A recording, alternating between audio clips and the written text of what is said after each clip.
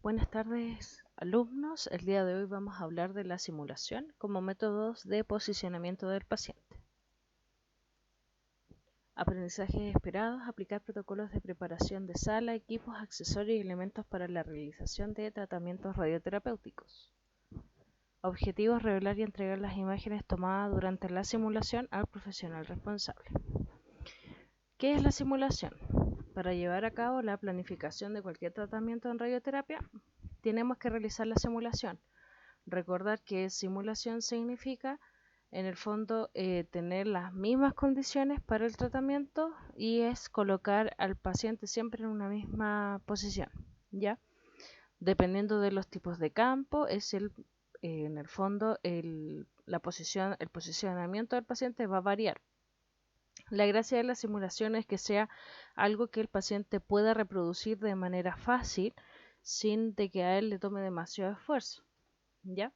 Según el decreto real de 1566 y 1998, se establecen los criterios de calidad en radioterapia. La simulación se va a definir como la reproducción fidedigna, documentalmente controlable, de las condiciones generales en las que se debe llevar a cabo la irradiación radioterapéutica, ya con especial referencia al posicionamiento del paciente y los parámetros geométricos, de la irradiación: la distancia foco-piel, tamaño del campo, la posición de la mesa, los volúmenes a tratar, la protección de órganos críticos, entre otros.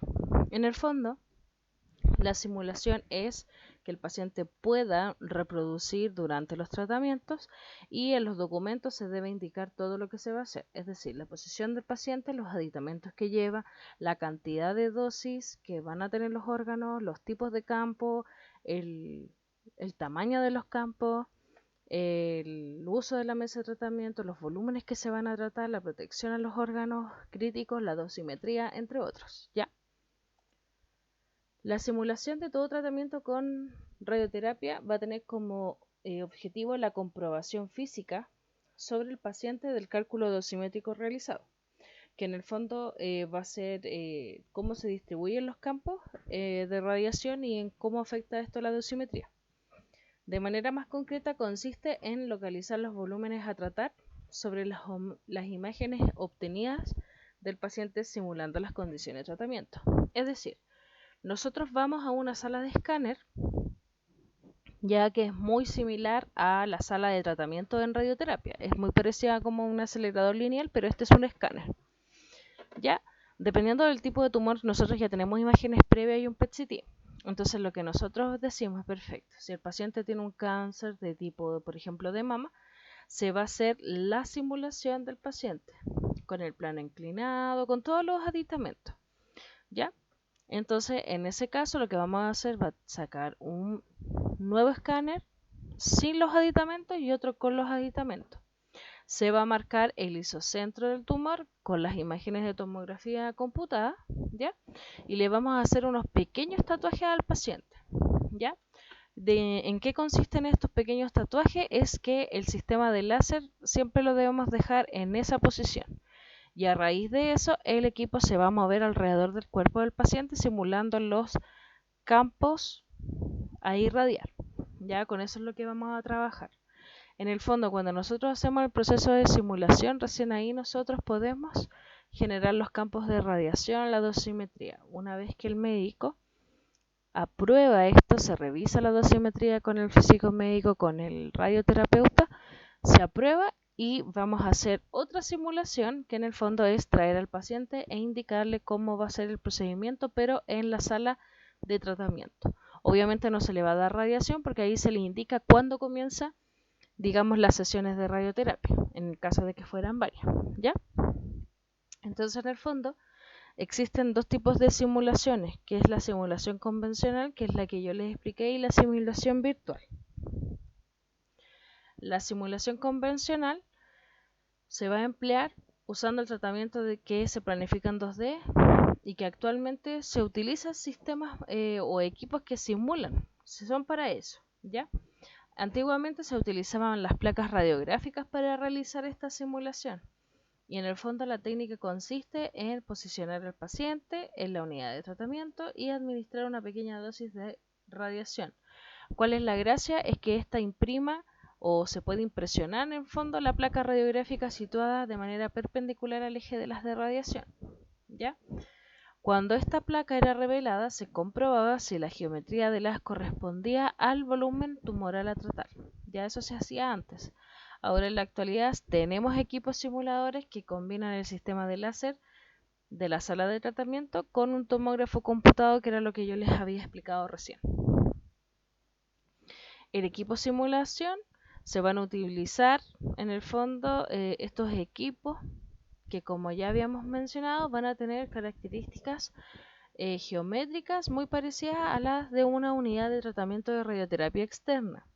Ya estos equipos lo que van a tener es un tubo de rayos X convencional que va a estar instalado en el brazo y nos va a servir, digamos, para hacer radiografía, para poder simular las condiciones del tratamiento. Algunos componentes de estos equipos simuladores es lo mismo. Vamos a tener un gantry, ya, que va a tener los mismos movimientos de la unidad de tratamiento y tiene un tubo de rayos X convencional. Va a tener un estativo, va a tener un colimador, un intensificador de imagen para la escopia, un monitor de la escopia, la mesa de simulación y la mesa de control, porque la gracia es que sea muy parecido. Fase 1 de la simulación: localizar el volumen tumoral, que en el fondo incluye la delimitación de los volúmenes, ya la decisión de la posición del paciente, el uso de los inmovilizadores o de los tratamientos, ya la determinación de los campos de radiación, que se definen las condiciones geométricas de forma, tamaño del ángulo. Ya también vamos a definir en el fondo la dosimetría de los haces de tratamiento y las conformaciones por el paciente. Ya la toma de datos anatómicos, que en el fondo va a verificar las entradas de los haces de radiación en piel, y una vez colocadas las protecciones y conformaciones previstas con luz del colimador, simulando las condiciones del tratamiento.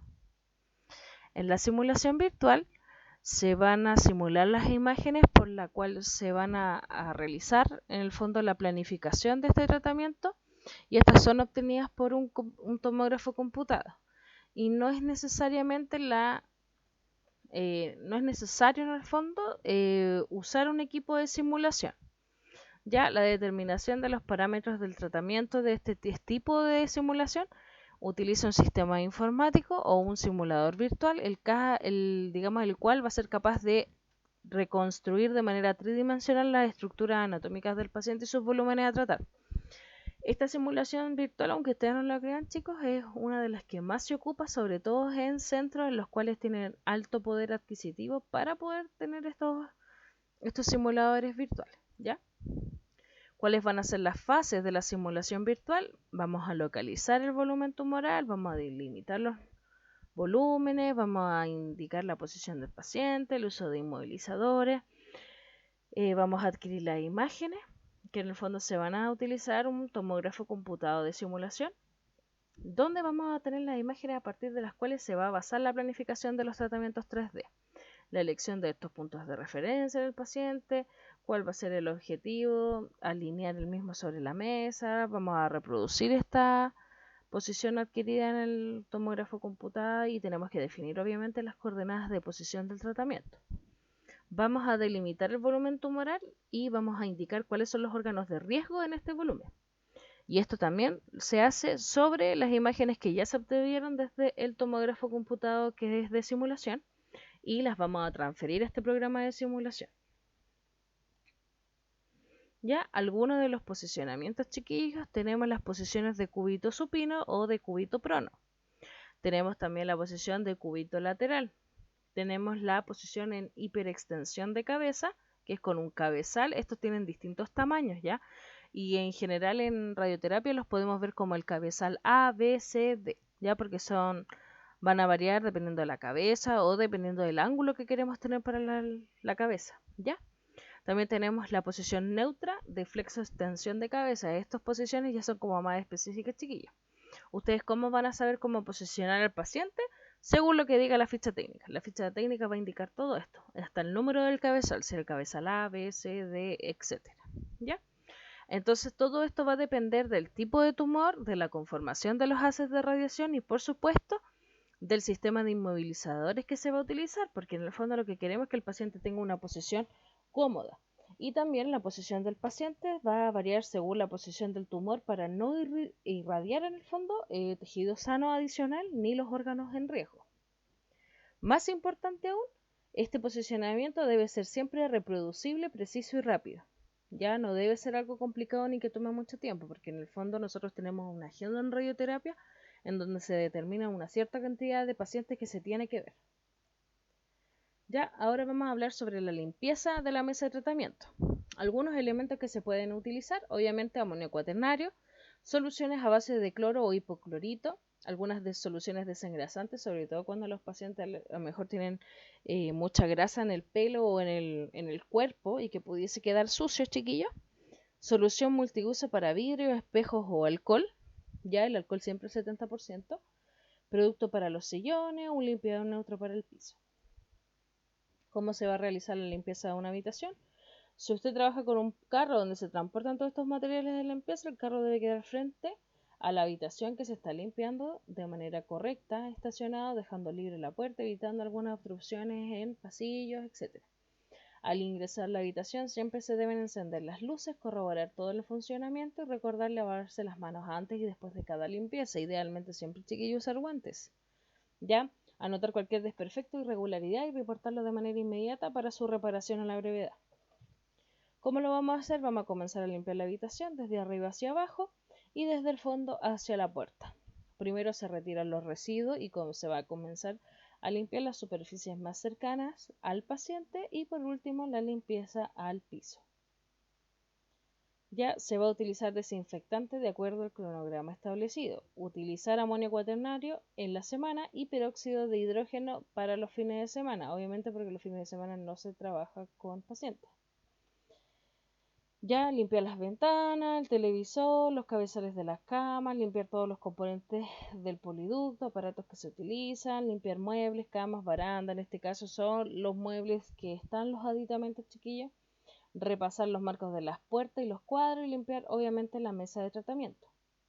Se debe limpiar el exterior de los dispensadores de pared de soluciones alcohólicas o jabonosas para las manos donde se pulsa la mano. Ya y recordar que cuando se cambia el pouch, que en el fondo es la bolsita, chiquillos, donde está el alcohol gel o el jabón, también se tiene que realizar una limpieza interna del dispositivo, si no, no tiene sentido estar poniendo una bolsa nueva. Siempre se tiene que limpiar para asegurar que esto esté todo limpio, ¿ya? Se limpian los pisos con el limpiador neutro o con cloro, dependiendo de lo que haya también en el servicio, ¿ya? No utilizamos desinfectantes especiales para el piso. Ya cuando el agua de los baldes se observa sucia, obviamente se debe cambiar y posterior a realizar toda la limpieza siempre se deben lavar las manos. Ojo, chiquillo, esta limpieza no es la misma que la limpieza que se hace a aseo general, eso lo hace un auxiliar de servicio, ¿ya? Pero sí hay veces que es importante limpiar las mesas de tratamiento con estas soluciones de amonio cuaternario o de hipoclorito o de alcohol al 70%, etcétera, ya para evitar que el paciente pueda, no sé, contagiarse de algo del paciente anterior. Por eso es importante siempre limpiar posterior a cada paciente, ¿ya? Y eso sería la clase de esta oportunidad.